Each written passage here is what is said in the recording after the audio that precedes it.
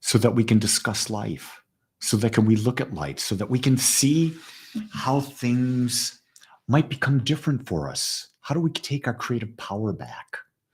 And so what I'll say is that I talked about, my comment today is, what is thought? And for me, thought is a movement of consciousness. That's exactly what it is. It's a movement of consciousness. And what is consciousness? What is that movement of consciousness?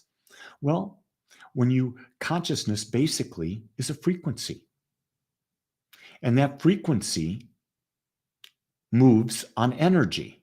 How that frequency moves on energy determines the physical form, or determines the consequence, the outcome, the experience of it. So if thoughts are movements of consciousness and consciousness is frequency, then our thoughts create frequency. If our thoughts create frequency and we're energy, then we're molding our energy with our thoughts.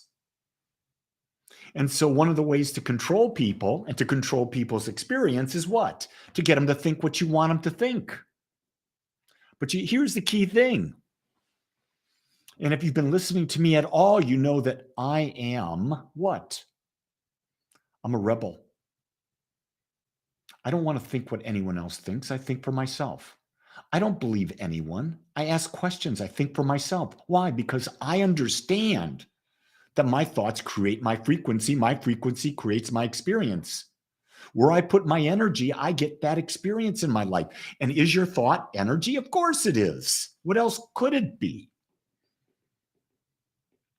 So I share this simple analogy, but it's not easy to put into your life. We are bombarded by advertisers, companies, religions, people, all wanting us to think what they want us to think. And you see, all of that is judgment. What they're saying is, we don't want you to think your own thoughts. We want you to think our thoughts. That's judgment. And what is judgment? It's certainly not love. Certainly not in love, because love cannot be in judgment. Love is about perfect acceptance. Do you get that? Perfect acceptance. Let me ask this question. Do you perfectly accept yourself? What are the thoughts that you have about you?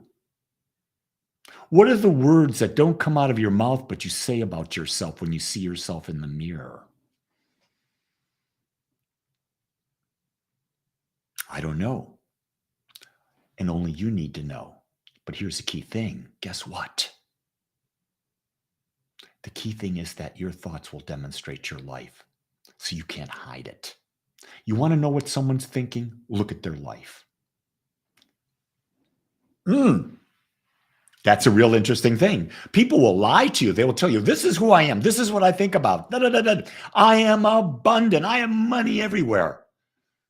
But they have nothing. They have no money. They don't have a great relationship. They don't have their health. So then you ask,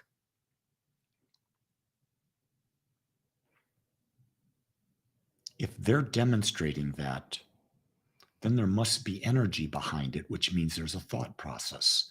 Now, don't judge them. Don't judge them, because they're unique and they're having the experience to waken themselves up. Because every experience we have is for the purpose of making us more aware, of understanding that the power to create is within us, and we create the energy that it fills. Fear is a thought, Johanna. Fear is misplaced faith. Do you have faith that bad things are going to happen? It's a thought, isn't it? It's an energy. And fear is an energy that's completely opposite love. It's completely opposite of knowing who you are, because I believe that you're an infinite expression of God. If you're an infinite expression of God, call it spirit, call it source, call it the quantum field, call it consciousness, call it anything you want. I'm not talking religion here. I'm talking about an infinite. And when you talk about an infinite, if it created everything out of itself, which it must if it's infinite, then you're a part of it. Therefore, you're going to live eternally. You're just in the human body with an ego in the body. Those will die.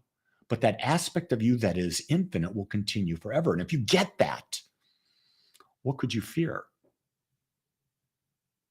That's a really great question. What could you fear if you got that? Nothing.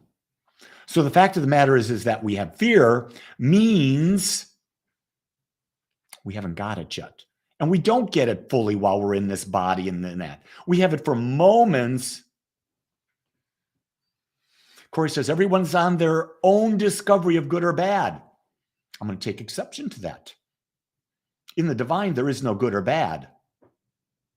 I would say everyone's on their own discovery of creating their unique self, and the choices they make either aligned with that or are not aligned with that. And that becomes a feedback loop to them about, do they stay the course or do they move to a different course to get their desired result? You see, good and bad is a subjective thing. It's a judgment thing. There's actually no good or bad. It's only from the human perspective that's good or bad. From the divine perspective, there is no good or bad. There is no right or wrong. There's just choice. And with choice, there's natural outpicturing of consequence. That's a hard concept to really grasp when you're looking at things in the world. You're looking at things around you. But you got to come out of your ego in order to look at that. Here's what I'm also understanding. This journey is more fun when you're surrounded by like-minded people who are all about growth and expansion. I can tell you this. I'm a meditator. If you don't know that, I'm a meditator. I've been meditating since I first learned it in 1997. I learned transcendental meditation then, and I've been meditating every day since. Now I'm meditating maybe 3 to 4 hours a day, and I'm not suggesting anyone do that. 20 minutes twice a day is perfect. But here's what I've uncovered. It's a lot more powerful when you meditate with others. You become a collective oneness.